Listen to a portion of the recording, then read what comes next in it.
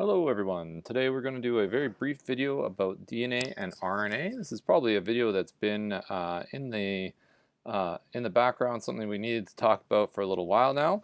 So hopefully this catches us up on some of the necessities of this discussion. So we're going to be moving into a subject called transcription and translation next. And this is where DNA and RNA have a big role together. So remember that both of these are nucleic acids. So that just means that they are made of that phosphate group, that sugar, and a nucleic base, or they are polymers of nucleotides. But DNA is the master blueprint. So DNA is the piece that is transferred between mitosis, between parent cells and daughter cells. DNA is the majority of the information that is passed from gametes onto the zygote. DNA is the piece that it's the master. It has all of the information that we find in RNA in the body, and it's all stored in one sort of place. So DNA in the form of chromosomes typically never leaves the nucleus. There's been a couple of really rare examples where that's not true, but anyways, DNA doesn't leave the nucleus, and most of the cell's functions, including protein formation, occur in the cytoplasm. So DNA is found in our eukaryotic cells. Remember that DNA is going to be in here. Meanwhile, all of the proteins, protein formation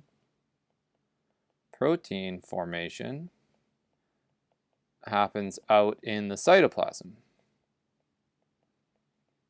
So the question is, how does the information necessary for making those proteins escape from the center nucleus and get to whatever these devices are, whatever these mechanisms are, these bio machines out in the cytoplasm? How does the information get from one place to the other? That's really the concept we want to cover. So how does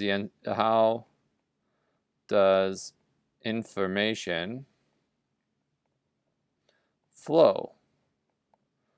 So protein formation, remember proteins are what does everything in the cell, essentially. All functions of the cell, and all the important functions at least, are processed through protein. So DNA has to get to this protein formation tools or protein forming engines, but that has to come from, but the DNA never leaves the central nucleus. So this requires RNA. So RNA is going to be a temporary function. I should probably just put this in right here. So RNA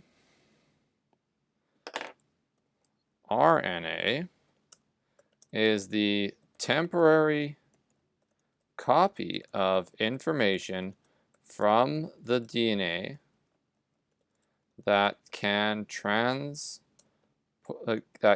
be transported into the cytoplasm. And this is central to to the function of the cell, central to the story of life, eukaryotic life at least. Obviously, prokaryotes do not have a nucleus, so they don't have this problem. So RNA is another nucleic acid. So these are both nucleic acids, and RNA is found throughout the cell. It is a single-stranded nucleic acid, so it's not double-stranded like DNA. It's not formed of two molecules connected together like the DNA is.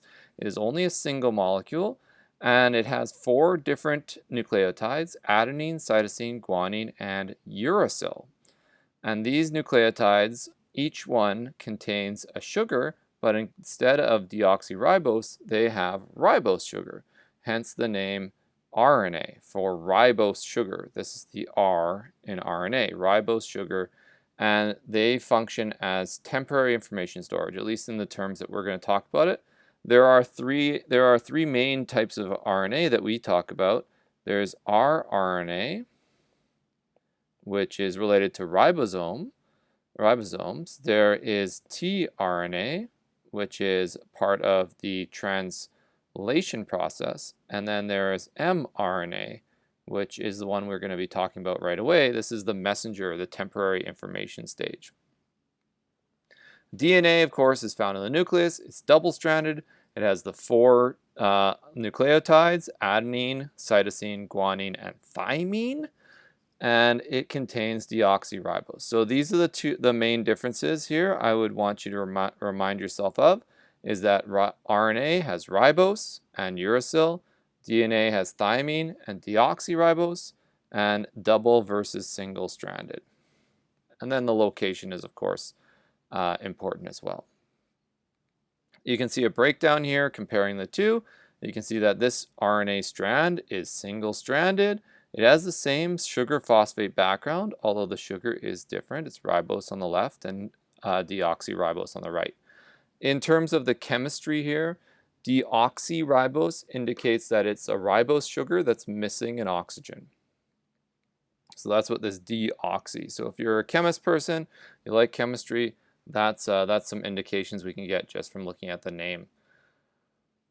Okay, so the central dogma of modern biology. This is what this is a terminology that we often use in biology nowadays. Is the accepted truth. So a central dogma here. It's the idea that this is what we accept as the cause and effect of life. So biologists accept, and they kind of come from this assumption that all of life's main functions are caused by a central process. And that process is where DNA has all of the information necessary for the cell to live, and that information is transcribed into RNA. That RNA is exported into cytoplasm, where it is translated into protein, and protein causes that action to occur. Whatever that action is it the action to make pigment in your eye so that you have brown eyes? That information is stored on the DNA. That information will be transcribed into RNA. That RNA will control the production of proteins that will make the eye darker. Is it a trait for freckles? Well, if there's a trait for freckles, that trait is stored on the DNA. It will transcribe a certain type of RNA. That certain type of RNA will translate into a protein that causes freckles to occur. It could even be a case where the DNA is missing information. So maybe in the case of albinism, if albinism is a missing pigment, right? So the DNA has a sequence of information that gets transcribed into RNA, and when that RNA gets translated into protein, the protein doesn't function and doesn't allow for pigment to form. And with no pigment forming, the individual develops an albinism trait, such as lack of pigment in the skin or lack of color in the hair. So these are all part of the DNA to RNA to protein story. And now this central dogma informs everything up to medicine, for example. In the field of medicine, they might be looking at something like cancer. And so thinking about cancer as a trait that an individual carries. Some individuals have the diseased phenotype where they express cancer. That expression of cancer in their bodies is likely due to a complication at one of these 3 places. Is it that the person has a problem with their protein? Is the protein not being formed properly? Could we supplement that individual with protein from a different source? I know there's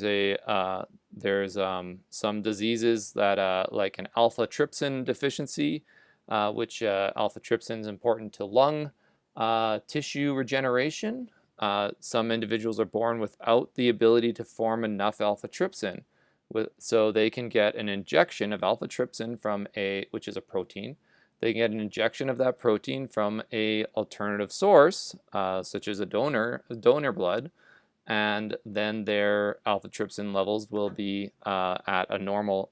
They'll be able to retain a normal level of alpha trypsin, and their lung conditions will stay the same. But from the central dogma, we could also see a way of repairing this trait, this disease trait, by finding a way to repair the DNA. So this is where genetic engineering comes into play. As genetic engineering is interested in fixing a lot of these disease traits by targeting the source, the DNA. Could we change the DNA so that the proteins that are produced are more effective at whatever, they change the trait? Okay, so this is the central dogma. DNA is the template from which RNA is made. RNA is the instructions for the proteins to be made. Proteins cause the cells to have certain traits. So maybe we'll just, DNA is the essential information that is copied into RNA, which controls the production of protein, which gives the cell its traits and phenotype.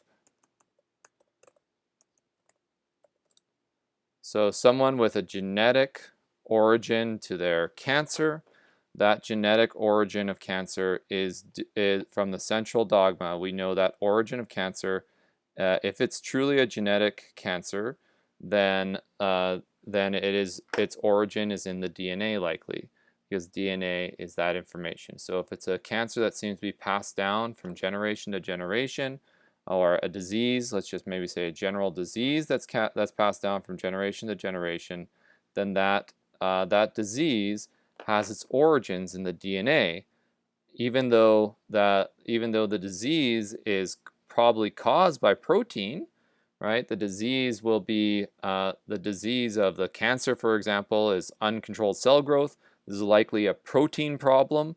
The protein is not, there's something wrong with the number of proteins being produced or the types of proteins being produced that result in the cells not dying when they're supposed to, or not being visible to the immune system. Those are protein problems, but their origin is at the DNA, at least if it can be inherited.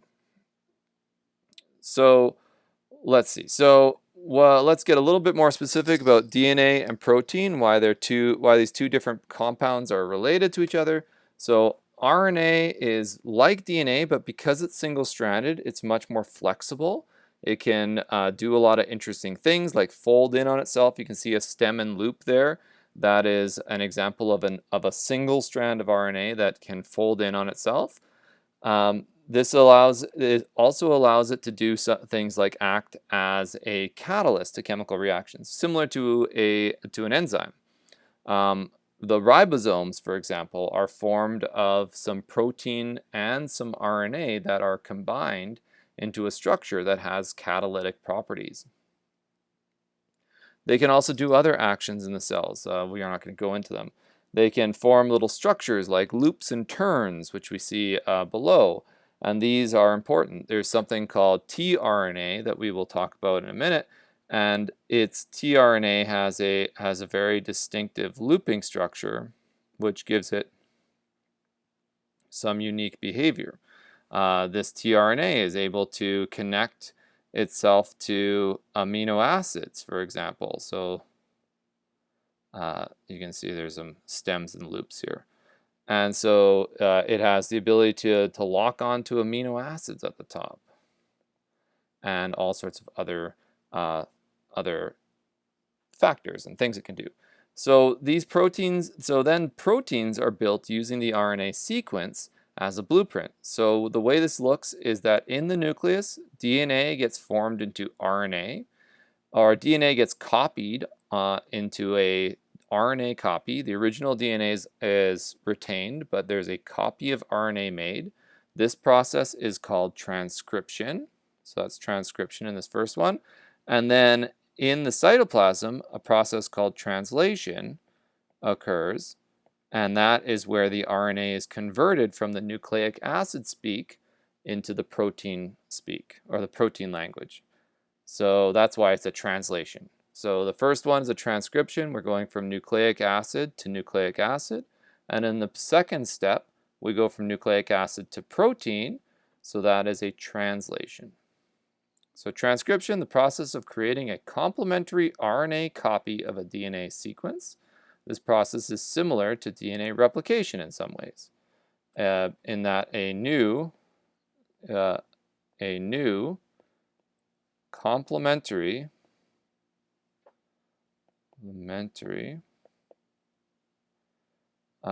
nucleic acid strand molecule is made. But as we'll discuss in our next video, this process is not quite as intensive. Unlike replication, transcription does not copy the whole DNA strand. It copies only a single gene. And if we want to connect that to our genetics unit, we can think of it as copying the allele carried by that DNA, whatever that allele is. And that means that different alleles will give us different RNAs. Different RNAs will give us different proteins. Different proteins will give us different phenotypes and different traits. So this I've defined here. So that the DNA definition of a gene is a specific location on a specific chromosome where the DNA sequence is used to create a particular RNA, which will become a protein molecule that the cell needs. Different sequences found at this location are known as alleles because they have different effects on the cells. And we can go one step further. Different effects of cells. The different allele DNA sequences equals different RNA, which equals differences in the protein, which equals different genetic traits. And that's which could give us finally different phenotypes. And I just locked myself out. Okay, different phenotypes. And with that, I think we're going to leave the transcription sequence to discuss in the next video. You can see the beginning of that on the right. There's going to be an initiation process where we find a gene on the DNA. We're going to then start creating an RNA molecule, and then we are going to reach a termination. And you'll notice that the gene that we make, or the RNA copy of a gene, is much, much shorter than the DNA molecule. This is why it's important about how the the chromosome is organized, and how the chromosome is unfolded inside the nucleus, because that will allow for different genes to be copied into different chunks of RNA. All right, hope you enjoyed, and we'll talk to you in the next video.